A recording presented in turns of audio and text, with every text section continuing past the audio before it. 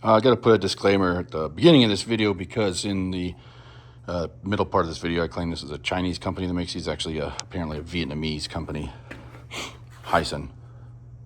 The data plate says Vietnam, so please forgive me for claiming it was Chinese made. I believe it's now Vietnamese made. You'll see that, or possibly, I mean, you'll hear that in the video. This is a Viper VK200, same as a Coleman. I think it's a CT200. Actually, a GK200. I'm wrong about that. I need to look it up again. But they're the same things, both made by Hisun, Chinese company. Yeah. It's very common go-karts sold at Atwood's around here, Dunham Sports, pretty much, you know, Tractor Supply might sell them too, I think. But these things are kind of garbage. I do a lot of warranty work for Coleman. I'm a Coleman Warranty and Repair Center, and also for Warranty and Repair Center for Atwood's here, where I'm at. And I get a lot of these things in, and lately they all seem to have the same exact problem, and that is cracking welds on the engine mount.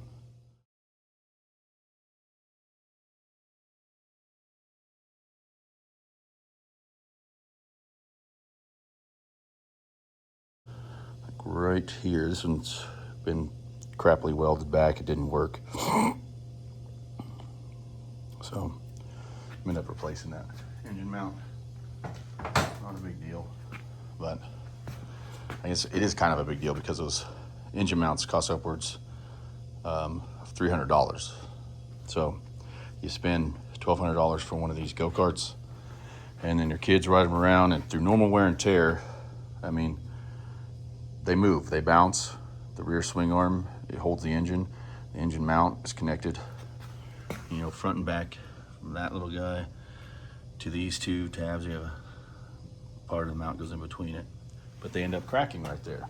And what a lot of people don't know when they buy these is that Coleman, Hisun, Viper, and the stores that sell them, even if you buy an extended warranty, they don't cover their welds. So Hisun will not cover any broken welds on this. So the customer ends up having to pay to repair the weld or get a new engine mount.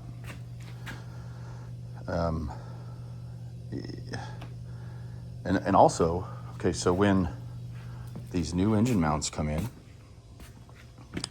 when they assemble them, they do not grease them. These are not greased. This is where your shafts go through to connect to your, secondary clutch, jack shaft, then your spindle connects to, the drive chains. But, I mean, look at this. This is the one that came off, not this one that you're looking at, but the one I'm grabbing. This one came off of the unit. There's no grease. None.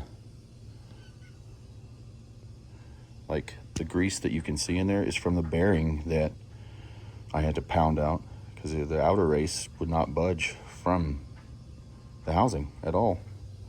So when you buy one of these, if you do, ensure that you look over the welds, make sure none of them are cracked in shipping, or whoever assembles them doesn't mess them up. And when you get it home, make sure that you find the grease zerks and grease this thing, because these are not quality. They're not quality go-karts at all. And I don't even know who makes a quality go-kart anymore, but if you look down here, it's manufactured by Vietnam New Century Industrial Company. And it says what?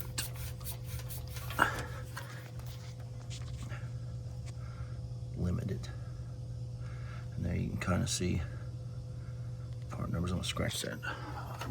Rub that off a little better. Maybe you can see the whole part number. For anybody that's got one of these or thinking about getting one of these, I suggest you rethink.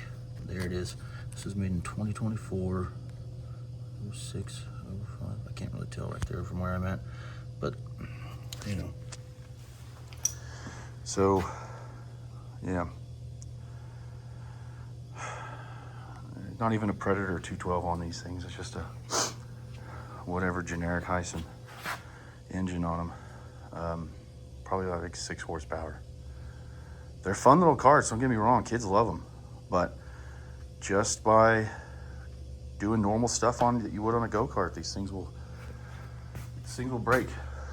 This one, you know, it could just possibly break right there, even though this is brand new after 10 months of use, and the manufacturer will not cover that repair.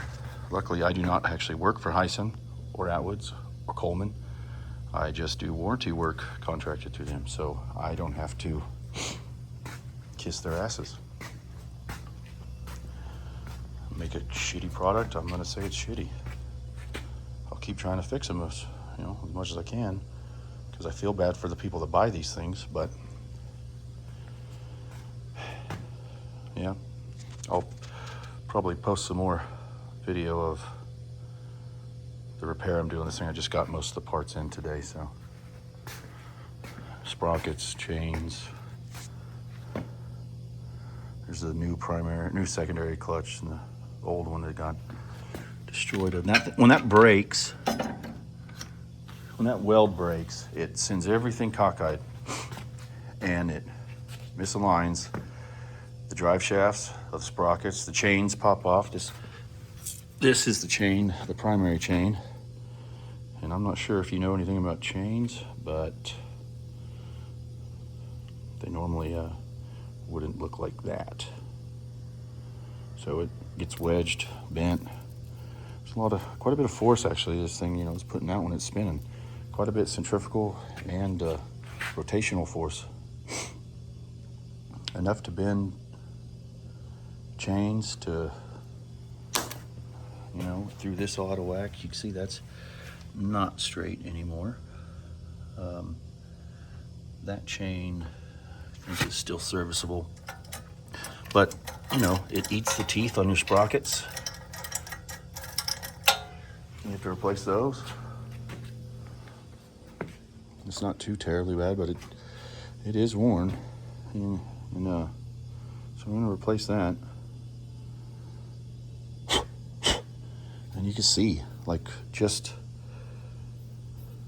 the races where the bearings have been going. I mean, discoloration, overheating, because they don't grease them.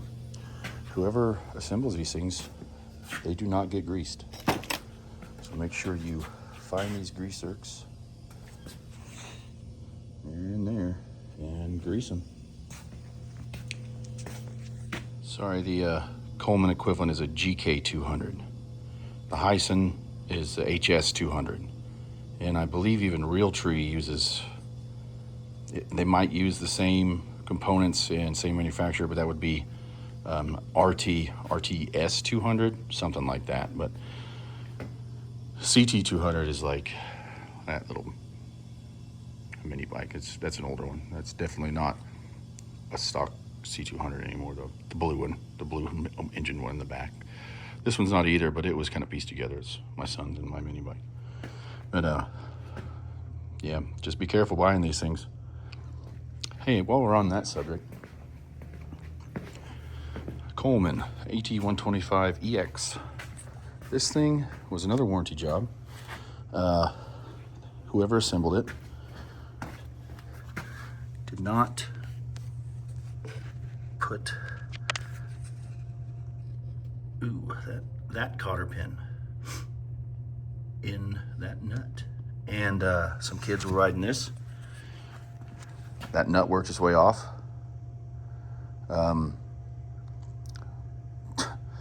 The control arm came off. The wheel buckled, flipped the thing, destroyed the whole front. Luckily, those kids weren't hurt. But the quality of these is subpar at best. It was such a long battle trying to get Coleman to just replace this unit after I had ordered all the parts to fix the whole thing. Coleman ended up, I mean, it was like an 8 to 10 month battle with them. They eventually gave the customer a new little quad, and they just told me to keep this one. So one of my sons and I rebuilt it, and they have a good time on it. But we have a good idea of what to look for, and we've searched it over, so it's in better shape now than it did come from the factory, even though it's extremely muddy. But that's how you know it works, because it's dirty and it's fun. But just be careful. You got to look over these things too when you buy them. AT125EX and any Coleman Powersports product. Make sure everything has a cotter pin. Make sure everything's greased. I mean, you can only make sure things are greased really by greasing them yourself. So yeah, just do your work. Do your due diligence. Do your due diligence. So AT125EX, GK200, VK200, HS200, possibly Realtree RTS 200.